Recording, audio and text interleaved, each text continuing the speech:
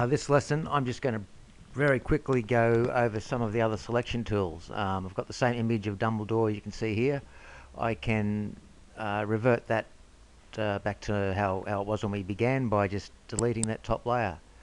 Let me get rid of this. I've got the top layer selected. Make sure you've got the right layer selected. Now I'm going down to the rubbish can in the bottom right hand corner, clicking on that, and I've got rid of our black and white posterizer layer, which makes it look just as it did before. Again, to create this effect, I'll show you another way of going about it. Before we use the rubber in two layers, I'm going to make the same two layers by double clicking down the bottom here.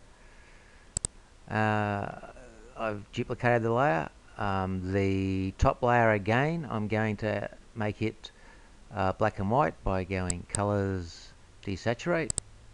There's two different, there's lightness, you can see the effect there, or you could choose luminosity, a slightly different effect. Average of both lightness and luminosity, I'll leave it on that.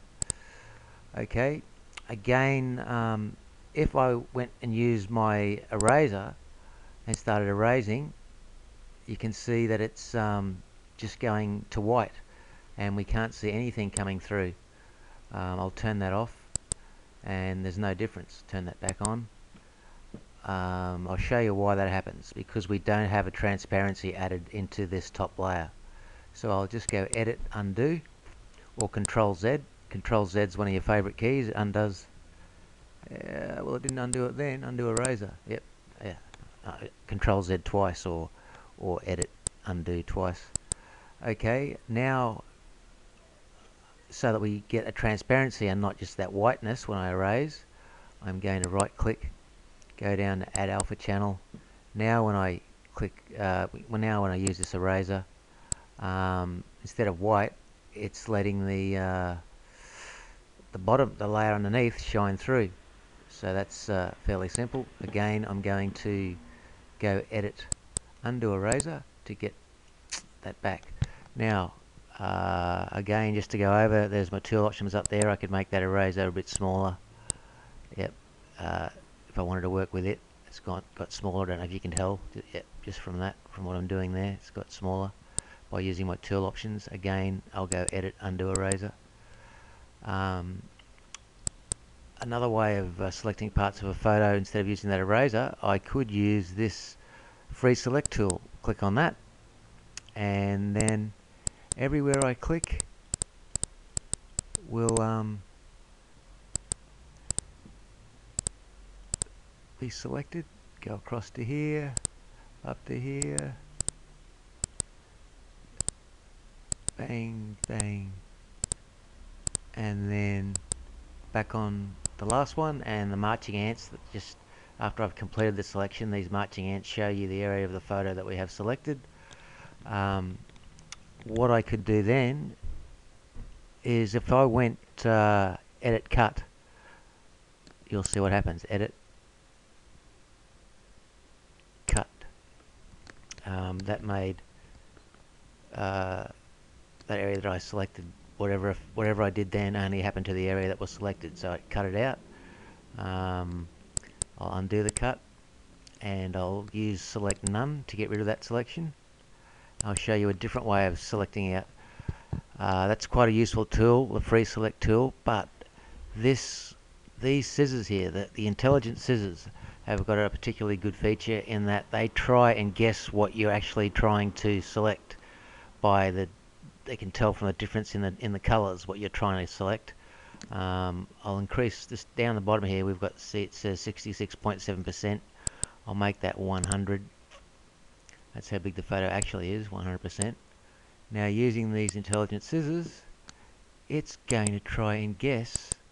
See, it's trying to guess exactly what I'm trying to cut out. It's trying to get it exactly. It's a bit tricky around the beard, but it's having a really good, instead of just drawing a line from point to point, it's following some curves of the photo that it thinks that I'm trying to select out. It's a fairly powerful feature that we'll be using. And down the bottom,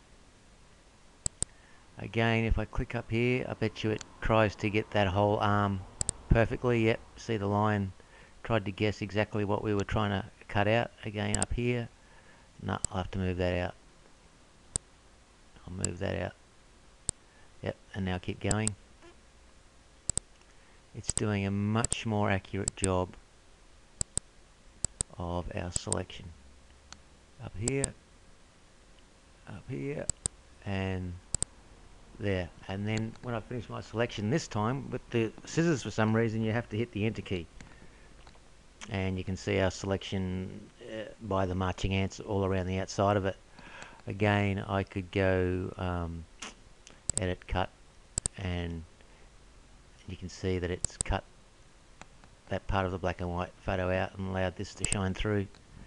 And then we could go select none to get rid of all the marching ants, and we could just export that. Go file, export as normal. And so there's another two tools, the free select tool or the intelligent scissors. I probably use more often because of that feature that I've described, where it tries to guess what you're trying to select out. There's another tool here, the contiguous select tool. It selects what you click on by its color. See, it's trying to get everything that was about the same color as what I clicked on, or over here. But you can see it kind of it stops when it gets to a border of different colors. It's how can I explain that? What I'll do is I'll create a new image. I'll go new. Okay, yep. Now I'm going to make up, I'm going to color this whole thing by clicking on the foreground color, and I'll make the whole thing a brownie color like that. Use the bucket tool here to fill in that whole color. Now I'm going to make, whoops, I'll make a few blocks. I'll select out that bit and I'll say make that a bit of a greeny color using the bucket tool. Now, and I'll make another, where are we, another greeny color, another block, and I'll make that the same color using the bucket tool. And now I'll make whoops, no, cancel. I'll use this rectangular tool again to make a very small green rectangle part of that one, and back on the rectangle tool again, and I'll use the bucket tool. Now I'll go select none. Okay, that's a picture I've dodgy picture I've made just to demonstrate the contiguous. Maybe that's analogous to continuous color. If I select in there, it has selected all the green on the image as long as it's all connected. As long as, see, there's this little connection strip here to here, but it hasn't selected that because it's only selected green, or the color I've clicked on, as long as it's all sort of connected. If there's a break in it, it won't go over and select that as well. That's what we use this next tool for. If I went, okay, select none, so nothing is selected. Now this time I want to, with one click, I want to select all the color on an image that's on the image. And the contiguous tool won't do that. I just demonstrated it. It will only say if I click there, it's selected all that, but none of that. So what I'm going to do is go select none again. Now I'm clicking on the select by color tool. This time, slightly different. When I click on the green anywhere here, everything's got that. You can tell now that that's all been selected, and so has that, because anything of that color that I click on the whole image gets selected. That's quite a bit different. Or okay, select none. Now if I select it on the red area, this time it's the red area that gets selected, even though it looks like it's the green, because that's just how it looks because of the way this image is. How can I demonstrate that a bit better? What I'll do is I'll go select none. I will now, I'll make that transparent. I'll go add alpha channel. So I've got some